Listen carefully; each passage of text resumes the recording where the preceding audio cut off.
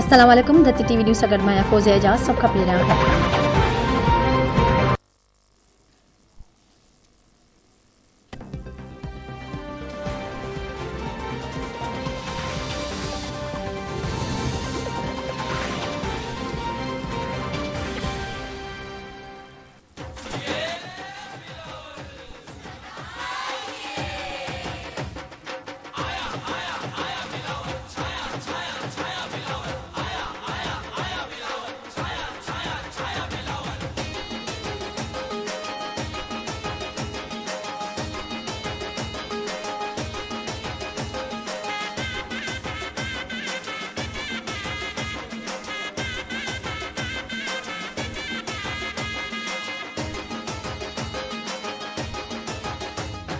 Chairman साहब बिलावल भुट्टो जरदारी की क़यादत में जो है ये मार्च इंशाअल्लाह इस्लामाबाद पहुंचा।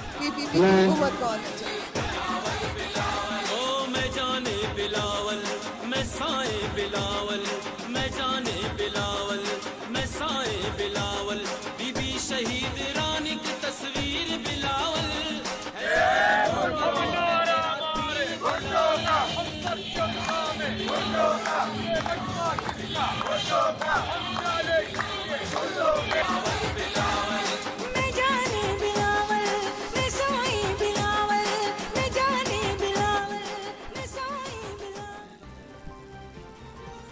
पीपल्स पार्टी जो हुकूमत मुखालिफ लांग मार्च बिलावल भुट्टो ज़रदारी जी अगवानी में मज़ार क़ायद कराची का शुरू थी वियो।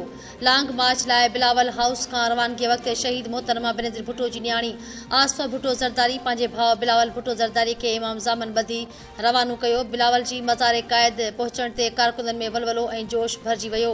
जीए भुट्टो वज़ीर आज़म बिलावल जा उभ ॾारींदड़ नारा हज़ारनि जे तादाद में जियाला काफ़िले में शिरकत लाइ पहुची विया। कराची शहर के पीपल्स पार्टी जे झंडनि ऐं पेना फ्लैग सां सींगारे वियो। पीपल्स सेक्रेटेरिएट क़ायद आज़म जे मज़ार शाहराए फैसल ऐं भर पासे वारा इलाइक़ा पार्टी झंडनि ऐं बैनरनि सां सींगारजी विया।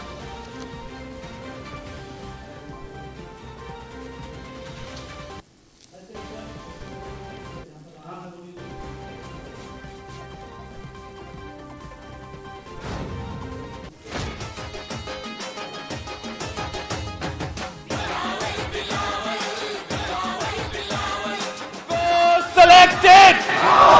Go selected! Go selected! मैं जाने बिलावल मैं साए बिलावल बीबी शहीद रानी की तस्वीर बिलावल है जालिमों के दिल पे तेरा तीर बिलावल बिलावल बिलावल बिलावल बिलावल।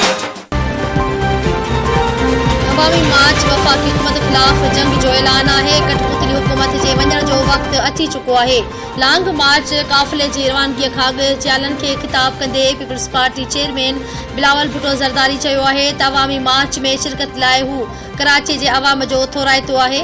इमरान खान मुल्की मईशत जो बेड़ो बोड़े छॾियो। अवाम जे हक़नि ते धाड़ो हयो वियो। न्याज़ी सरकार हर सूबे जे हक़नि ते धाड़ो हणी रहियो आहे। अवाम साथ ॾिनो त का बि ताक़त असांजो रस्तो नथी रोके सघे। 3 सालनि में इमरान खान करप्शन जा रिकॉर्ड टोड़े छॾिया।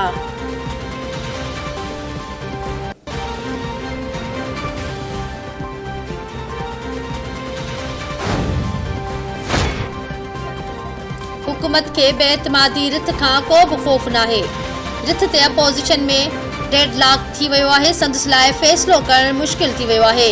घरू मामलनि वारे वफ़ाक़ी वज़ीर शेख रशीद प्रेस कॉन्फ्रेंस कंदे चयो आहे त अपोज़िशन वारा कोडी कोडी खेॾी रहिया आहिनि। 9 ॾींहनि जे लांग मार्च ते निकिता आहिनि। खेनि पूरी सिक्योरिटी ॾिनी वेंदी। हाणे न छांगा मांगा आहे न मरी ही माण्हुनि खे किथे रखंदा। संदसि चवणु आहे त हुकूमत खे पंहिंजे इत्तेहादनि ते एतमाद ऐं फ़ख़ुर आहे। वक़्तु अचण ते इमरान खान सियासी साइबर अटैक कंदो। हिन वक़्तु दुनिया ते जंग जा ककर छायल आहिनि। इदारा मुल्क जी सलामती लाइ ठहियल आहिनि।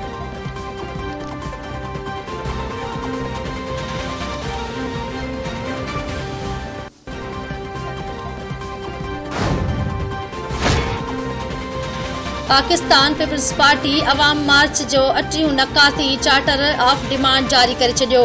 पीपल्स पार्टी हर सतह ते अवामी ऐं मुनसिफ़ानी चूंड आइन में कानून साज़ी, इंतज़ामिया ऐं अदलिया जी जुदा जुदा इख्तियारनि जे उसूलनि खे बरक़रार रखण, आज़ाद अदलिया ऐं आज़ाद इलेक्शन कमीशन जोड़ण जा मुतालबा चार्टर में शामिल, समूरनि इदारनि खे पंहिंजे आइनी हदुनि में रही कम करण ऐं अख्तियार ॾियण, पार्लियामेंट ऐं कमेटी सिस्टम खे मज़बूत ऐं बरक़रार रखण, सॼे मुल्क जे पोरियतनि खे सिंध जे तर्ज़ ते यूनियन ठाहिण जो हक़ ॾियण, शागिर्दनि जे यूनियन ठाहिण जे हक़ खे तस्लीम करण ऐं आम पोरियतनि जीअं हारी पोरियतनि जे कम जा क्लार्क ऐं उजरो तय करण जो बि मुतालबो कयो वियो।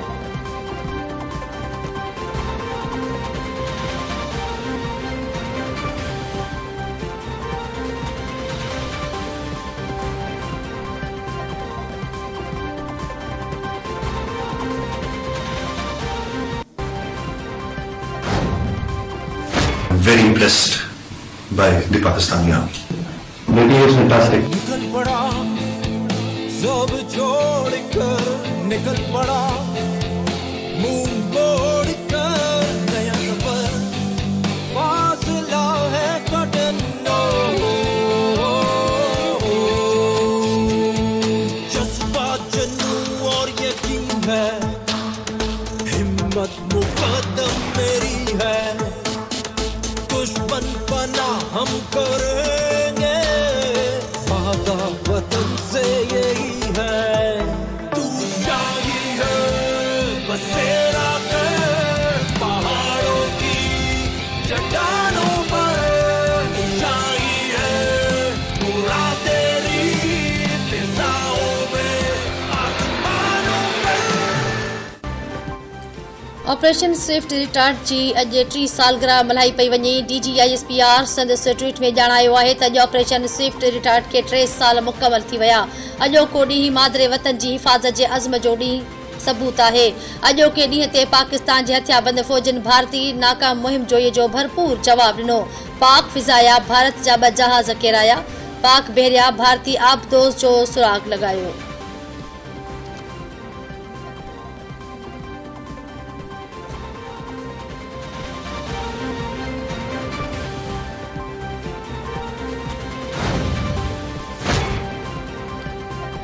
तकरारनि जा हल लाइ सदाईं डायलॉग ऐं सिफ़ारतकारी ते यकीन रखूं था। वज़ीर आज़म Imran Khan Operation Swift Retort जा 3 साल पूरा थियण ते भारत खे ट्वीट ज़रिए पंहिंजे पैगाम में चयो आहे त डायलॉग जी ख़्वाहिश खे कमज़ोरीअ जी अलामत न सम्झियो वञे। सिफ़ारतकारीअ सां तकरारनि जे हल जो इज़हार भारत खे 27 फरवरी 2019 जे हमले वारे ॾींहुं बि कयो जॾहिं त भारत हमिलो करणु चाहियो। पाक फ़ौज कंहिं बि फ़ौजी जारियत जो अवाम जी हिमायत सां हर तरह ते भरपूर जवाबु ॾींदो। हू मादरे वतन ऐं क़ौम जे दिफ़ा लाइ पुरअज़्म ऐं साबित क़दम आहिनि।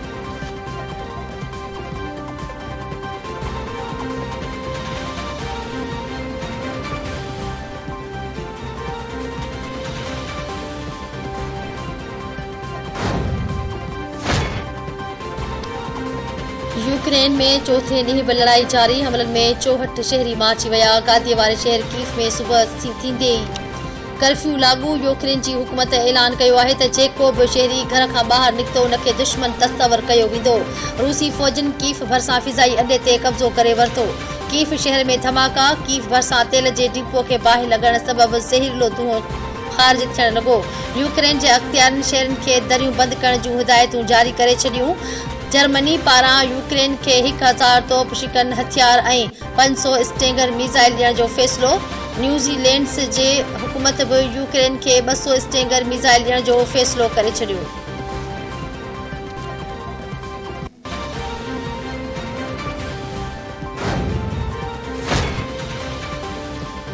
यूरोपीय यूनियन रूसी जहाज़नि जी आमदोरफ़्त ते पाबंदी लागू करे छॾी। यूरोपीय यूनियन अमेरिका ऐं संदसि इत्तेहादी रूस जे बैंकुनि खे बैन अवी अदायगीअ वारे निज़ाम स्विफ्ट मां कढण जो फ़ैसिलो करे छॾियो।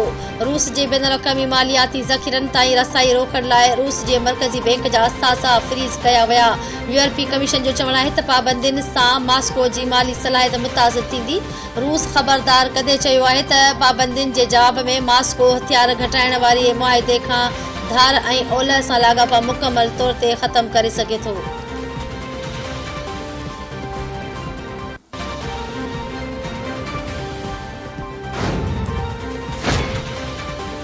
यूक्रेन जे अख़्तियारनि चयो आहे त चर्नोबिल जे एटमी प्लांट ते रूसी कब्ज़े बाद रेडिएशन में वाध अची वई आहे। यूक्रेन जे एटमी एजेंसी जो चवणु आहे त रूस पारां कीव भरिसां एटमी कचरे खे हवाई हमले सां निशानो बणायो वियो आहे। एजेंसी मूजिबि रेडिएशन जी मॉनिटरिंग कंदड़ ख़ुदकार निज़ाम तबाह वियो आहे। सर्वेलेंस कैमराउनि ज़रिए हू रेडिएशन में वाध जा कारण जांचण जूं कोशिशूं करे रहिया आहिनि।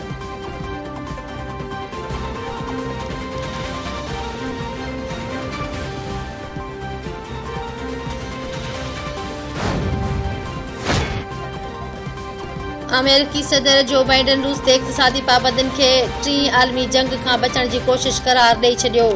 जो बाइडन चयो आहे त यूक्रेन ते फ़ौजी हमले जी रूस खे ॻरी क़ीमत अदा करणी पवंदी। वाशिंगटन वटि रुॻो 2 ऑप्शन्स आहिनि, हिकु उहो त रूस ख़िलाफ़ जंग में अमली तौर शरीक थिए टीं आलमी जंग शुरू कई वञे या वरी आलमी क़ानूननि जी भञकड़ी कंदड़नि मुल्कनि खे ॻरी क़ीमत चुकाइण लाइ मजबूर कयो वञे।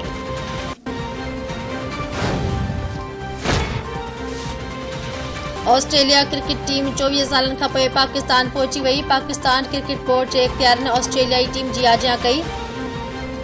ऑस्ट्रेलियाई टीम 2 ॾींहं होटल जे बायोसिक्योर बबल में रहंदी। कोरोना टेस्टूं नाकारी अचण बैदि प्रैक्टिस शुरू कई वेंदी। ॿिन्ही मुल्क में पहिरीं टेस्ट में 4 मार्च ते खेॾी वेंदी।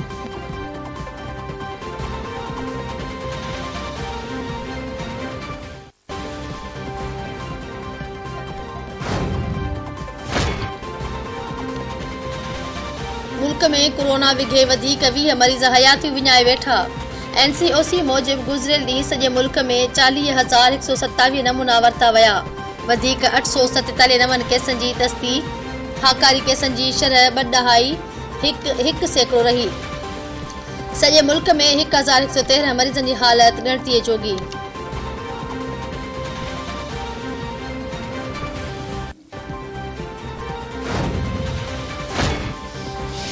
आलमी सतह ते महांगाई में वाध। वज़ीर आज़म अॼु क़ौम खे ख़िताब कंदो।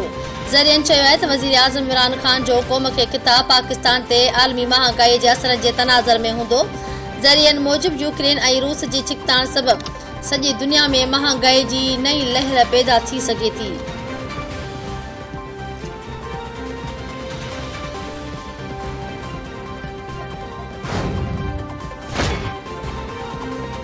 कराची जे सचर वारे इलाक़े में क़त्ल जी कोशिश ऐं फुर जे वारदात में मुलविस इंतहाई घुर्बल ॾोहारी मारिजी वियो। पुलिस मूजिबि समीरा चौक ते मुक़ाबले में मारिजी वियल ॾोहारी जी सुञाणप इमरान उर्फ़ कारी उर्फ़ मोहम्मद जे नाले सां थी आहे। हथियार, मोबाइल फोन ऐं मोटरसाइकिल हथीकी मारिजी वियल ख़िलाफ़ सचल, सोराब ॻोठ ऐं साइट सुपर हाईवे ते क़त्ल जे कोशिशुनि ऐं फुर जा केस दाख़िल थियल हुआ।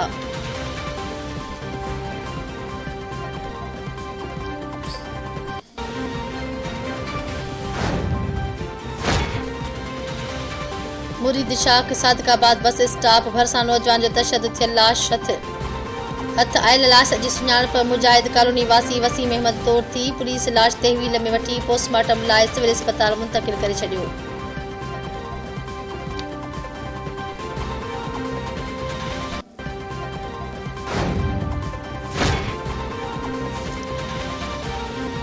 ऐं पाकिस्तान सुपर लीग 7 जो फाइनल अॼु खेॾियो वेंदो। दिफ़ाई चैंपियन मुल्तान सुल्तान सां लाहौर कलंदर्स में मुक़ाबिलो थींदो। PSL जी पुॼाणीअ वारी तक़रीब शाम 6 वॻे थींदी। 7:30 बजे लाहौर जे क़ज़ाफ़ी स्टेडियम ते मैच खेॾी वेंदी।